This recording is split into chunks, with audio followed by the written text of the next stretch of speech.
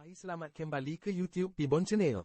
Rahsia yang hampir hilang. Seorang kaya menceritakan, saya pernah bekerja sebagai tukang kebun. Ada orang yang memandang rendah pada kerja saya itu. Tidak mengapa, saya tidak malu dan tidak rasa rendah diri kerana saya tahu saya mencari rezeki yang halal. Siapa sangka, di sebalik kerja saya yang dipandang rendah itu, saya menemui rahsia-rahsia yang berharga. Rahsia orang kaya Damansara. Rahsia yang dapat menjadikan sesiapa sahaja kaya, mewah jika mengamalkan kesemua rahsia itu. Sekarang saya bukan lagi tukang kebun. Segala pahit dan perit kehidupan sudah saya lalui sehingga cita-cita saya beroleh hidup senang tercapai. Saya sekarang mempunyai perniagaan sendiri. Perniagaan saya itu, bermula daripada kecil, dengan modal kecil dan sekarang semakin membesar dan semakin kukuh. Saya sendiri yang mencorakkan perniagaan itu. Tidak ada yang menyuruh saya melakukan begitu dan begini. Ataupun menyuruh saya pergi ke situ dan ke sini. Sebaliknya saya pula yang menyuruh pekerja-pekerja saya begitu dan begini. Rahsia dari Damansara yang saya sebut tadi, sebenarnya ditulis di dalam buku rampaian iaitu buku yang dahulu kita gunakan bagi menulis di sekolah. Ditulis dengan tulisan tangan, menggunakan dakwat hitam. Tulisannya cantik, teratur dan rapi. Cuma jalan tulisannya sahaja yang tidak teratur. Itu semua perkara kedua. Yang paling penting bagi saya dan anda adalah rahsia-rahsia, petunjuk, panduan dan nasihat-nasihat yang berharga bagi mencapai hidup mewah yang terkandung di dalam buku itu. Atas kesibukan saya juga kecuaian saya kandungan di bahagian belakang buku itu hilang. Tulisannya kabur dan koyak di sana-sini. Mungkin dimakan tikus ataupun lipas. Sepatutnya benda yang berharga seperti itu saya simpan di dalam peti besi ataupun di dalam peti simpanan di bank. Selama beberapa bulan, saya menyusun kembali kandungan buku itu. Yang dahulu didahulukan, yang sepatutnya kemudian dikemudiankan. Mana-mana yang kurang, tidak lengkap, saya tambah sendiri melalui kajian. Proses menyusun kembali rahsia-rahsia itu memang menyakitkan dan memakan masa. Walau apapun alasan dan halangan, ia perlu dijadikan bentuk buku bagi bacaan, panduan dan pedoman buat mereka yang benar-benar serius mahukan kehidupan yang mewah. Itulah amanat yang saya terima semasa menerima rahsia-rahsia itu. Dengan terbitnya buku ini, tertunailah satu amanat. Amanat, begini ceritanya. Hina besi kerana karat, hina manusia kerana miskin. Memang hina hidup miskin. Itulah kehidupan yang saya alami di kampung. Setiap hari hati saya semakin memberontak, semakin sakit kerana kemiskinan. Mengapa di bumi bertuah ini masih ada orang yang miskin seperti saya? Tidak ada orang yang dapat mencarikan kesenangan untuk saya, melainkan saya sendiri keluar mencari kesenangan itu. Kerana itu saya keluar dari kampung, menuju ke Kuala Lumpur. Tujuan saya cuma satu, iaitu mahu hidup senang. Bagaimana? Buat permulaan saya perlu mendapat pekerjaan yang membolehkan saya belajar lagi pada waktu malam. Impian saya bagi memasuki ITM kini dikenali sebagai UTM dan seterusnya belajar di luar negara perlu saya penuhi. Saya tidak kisah buat kerja apapun, asalkan mendapat sedikit wang dan jika boleh ada makanan dan tempat tinggal percuma. Misalnya kerja di restoran. Susah dahulu, senang kemudian. Bukan ketawa sekarang, tetapi menangis pada hari tua. Jika anda seperti saya, anda tentu tahu perasaan saya. Sudah serik dan hati semakin sakit kerana dipandang hina oleh orang kampung. Suatu hari nanti, saya berazam pulang ke kampung sebagai orang yang berjaya. Mereka yang pernah menghina saya akan malu sendiri dan hormat kepada saya. Kerana itu, walau apapun dugaan dan cabaran juga keperitan, termasuk keperitan perut, tetap saya hadapi. Semua kesusahan itu dapat saya lupakan semata-mata kerana azam dan keinginan saya yang amat kuat.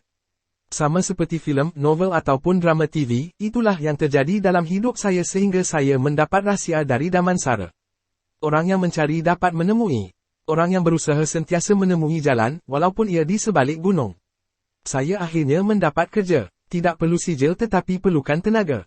Tidak perlu saya ceritakan keperitan saya di Kuala Lumpur sebelum saya mendapat kerja itu. Anda tentu pernah melihat filem ataupun drama yang mengisahkan keperitan orang yang baru datang ke Kuala Lumpur dengan hanya mempunyai beberapa ringgit di dalam poket. Saya bekerja sebagai tukang kebun di sebuah rumah di Damansara Heights. Damansara Heights seperti yang anda tahu adalah kawasan elit. Jadi saya bekerja di salah sebuah rumah elit. Di situ, tidak lama selepas itu, saya rasa diri saya juga menjadi sedikit elit, walaupun saya cuma tukang kebun. Pada mulanya saya tidak tahu berkenaan kerja-kerja sebagai tukang kebun ini.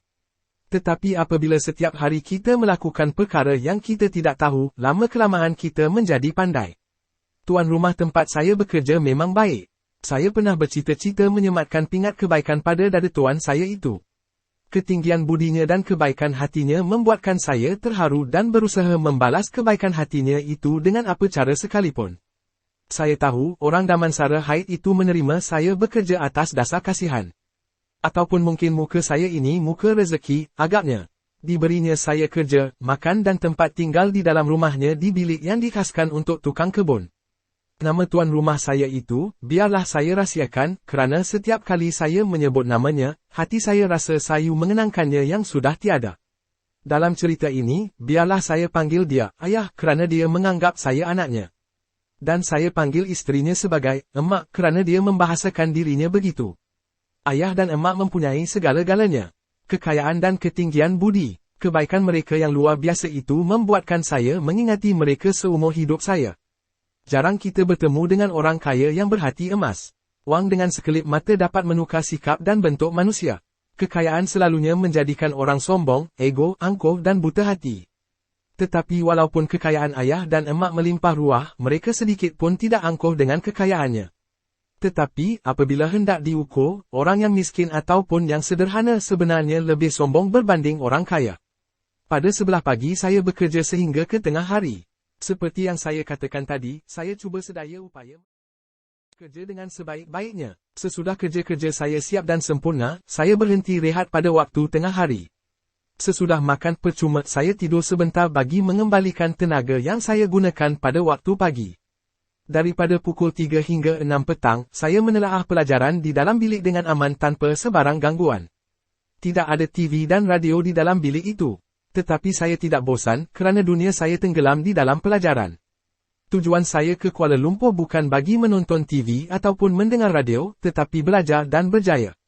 Pukul 8 malam saya sudah berada di dalam kelas malam yang tidak jauh dari rumah ayah. Sekali lagi saya dan dunia saya tenggelam dalam pelajaran. Begitulah rutin hidup saya di Damansara Haid. Ayah dan emak walaupun kaya raya tetapi hidup dalam kesunyian. Di dalam banglo yang besar itu, hanya tinggal mereka berdua, bersama dengan orang gaji dan suaminya, iaitu pemandu serta saya sendiri. Setelah dijumlahkan, hanya 5 orang sahaja yang menghuni banglo besar itu. Bagi membunuh kesepian, ayah terus bekerja. Beliau keluar pada waktu pagi bagi menguruskan perniagaannya walaupun sudah masanya beliau bersara. Emak pula aktif dalam pelbagai persatuan. Ayah suka bercerita apabila saya tidak ke kelas. Kami bertiga bercerita, seperti anak beranak lakunya. Dalam ceritanya, diselitkan nasihat-nasihat yang berharga buat saya. Masa terlalu cepat berlalu. Tanpa saya menyedari, sudah 2 tahun saya berada di Damansara Haid. Permohonan saya bagi memasuki ITM diterima, selepas 2 kali ditolak. Jika kita tunduk pada kegagalan, kita pasti terus gagal. Jika kita terus mencuba mengatasi kegagalan, insya Allah, kita berjaya. Edison sendiri pernah gagal sebanyak 10.000 kali. Saya meninggalkan ayah dan emak dengan 2 perasaan. Suka dan duka. Suka kerana saya pergi bagi merintis jalan kejayaan hidup saya. Tidak lama lagi orang kampung tabik kepada saya. Duka kerana entah bila saya bertemu lagi dengan orang yang baik budinya seperti ayah dan emak. Emak menangis semasa bersalam dengan saya. Saya pun menangis juga tetapi hanya dalam hati kerana saya malu menitiskan air mata. Saya pun belajar di ITM dalam jurusan yang saya minati iaitu pengurusan perniagaan. Sekali lagi saya tenggelam dalam pelajaran kerana keinginan saya bagi mendapat diploma dan seterusnya menyambung pelajaran ke luar negara. Gambaran orang kampung tabik kepada saya semakin jelas. Kesungguhan menghasilkan kejayaan. Dengan penuh kesungguhan saya belajar dan terus belajar. Sehingga terpaksa mengunci hati bagi perkara lain. Jangan jadi ketawa sekarang, menangis kemudian hari. Setahun saya di ITM, ayah dan emak melawat saya sebanyak 5 kali. Tidak ketinggalan nasihat ayah dan pujiannya melihat kesungguhan saya belajar. Mendengar pujiannya, semakin bersungguh-sungguh saya belajar. Suatu hari semasa bercuti, saya balik ke rumah ayah. Tidak balik ke kampung kerana orang kampung belum boleh tabik kepada saya. Terdapat satu keganjilan di rumah ayah. Lori di luar rumah mengangkut sebahagian barang-barang di dalam rumah. Emak kelihatan pucat dan subur. Beberapa minit kemudian saya pula yang menjadi pucat selepas diberitahu, ayah sudah meninggalkan dunia ini buat selama-lamanya. Ayah meninggal mengejut sebab serangan sakit jantung. Saya tergamam, tidak dapat berkata walaupun sepatah. Ayah sudah pergi, saya seperti tidak percaya, orang yang saya sanjung dan sayangi pergi buat selama-lamanya. Tidak lama kemudian, pipi saya terasa panas. Emak nanti tinggal di rumah anak emak, rumah ini ayah wasiatkan untuk emak jual. Emak berkata dengan perlahan dan sayu. Setitik air mata mengalir pada pipinya. Belum pernah saya lihat emak sebegitu sedih. Wang jualan rumah ini, ayah wasiatkan bagi didermakan ke rumah anak-anak yatim seluruh Malaysia, kata emak lagi sambil merenung sayu kepada saya yang masih seperti bermimpi. Segalanya berlaku di luar dugaan. Ayah pergi tanpa diduga, selalunya yang tidak diduga itulah yang terjadi. Kemudian, atas permintaan saya, kami melawat ke kubur ayah di tanah perkuburan Kiara. Saya tidak berkata sepatah pun di atas kubur, selain meminta Allah menempatkan roh ayah bersama roh-roh orang yang soleh. Selepas menghadiahkan surah Al-Fatihah, kami beredar menuju ke pusat bandar. Saya berhenti di stesen bas. Semasa di dalam kereta, sebelum saya turun, emak menyerahkan satu sampul surat sederhana besarnya berwarna coklat. Saya mengambil sampul surat itu dengan selamba kerana fikiran saya masih melayang teringatkan ayah. Ayah berwasiat supaya emak serahkan surat ini kepada kamu, kata emak sambil air mata mengalir perlahan di pipinya.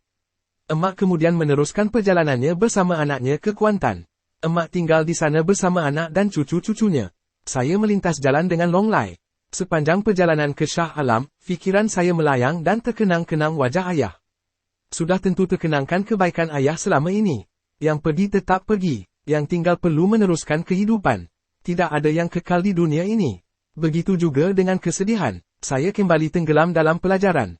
Sampul surat pemberian ayah tidak saya buka. Saya letakkan di satu tempat yang tersorok supaya saya tidak melihatnya. Kerana setiap kali saya terlihat sampul surat itu, hati saya sayu, sedih dan terus termenung teringat ayah. Saya tidak mahu pelajaran saya terganggu jika saya terus-menerus melayani kesedihan ini. Saya berjanji membuka sampul surat itu sebaik sahaja saya tamat pengajian nanti. Akhirnya, apa yang saya idam-idamkan tercapai. Kejayaan hidup saya sudah mula terselah. Saya sudah tamat pengajian dan mendapat diploma. Tetapi, fikiran saya mula berbelah bahagi, sama ada menyambung pelajaran sehingga mendapat ijazah, bekerja ataupun membuka perniagaan sendiri. Jika ayah masih hidup tentu memberikan jalan untuk saya berniaga sendiri. Modal, di mana hendak mencari modal? Dalam pada masa itu, saya teringat pada sampul surat peninggalan ayah. Tetapi di mana sampul surat itu? Di mana saya sorokkan dahulu? Selepas setengah hari mencarinya, barulah saya menemui sampul surat itu antara timbunan buku-buku. Hati saya lega buat seketika, sebelum saya terlihat bahagian belakang sampul surat itu yang sudah koyak. Mungkin dimakan tikus ataupun lipas. Seketika itu saya kesal dan rasa bersalah kepada ayah kerana tidak menjaga pemberiannya dengan baik. Di dalam sampul surat itu terdapat sebuah buku rampaian yang bahagian belakangnya koyak akibat kecuaian saya dan juga terdapat sepucuk surat.